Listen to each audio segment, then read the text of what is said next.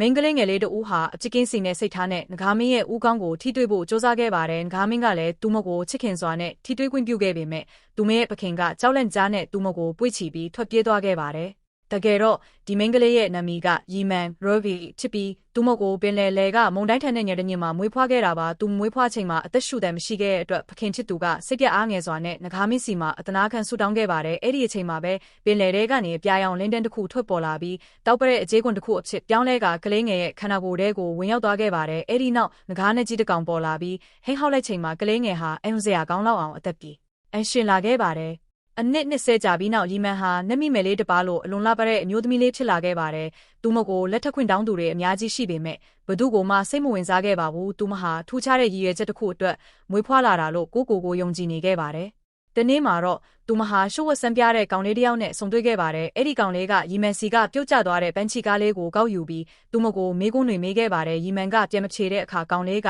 သူမကိုပင်လယ်ကမ်းခြေစီခေါ်သွားပြီးရေထဲကိုတွန်းချခဲ့ပါတယ်။တကယ်တော့အဲ့ဒီကောင်လေးဟာငယ်စဉ်ကရီမန်ကိုအသက်ကယ်ခဲ့တဲ့ငကားမင်းပဲဖြစ်ပါတယ်အခုတော့ငကားမင်းဟာသူပေးထားခဲ့တဲ့အရာကိုပြန်လည်ရယူဖို့ရောက်ရှိလာတာပဲဖြစ်ပါတယ်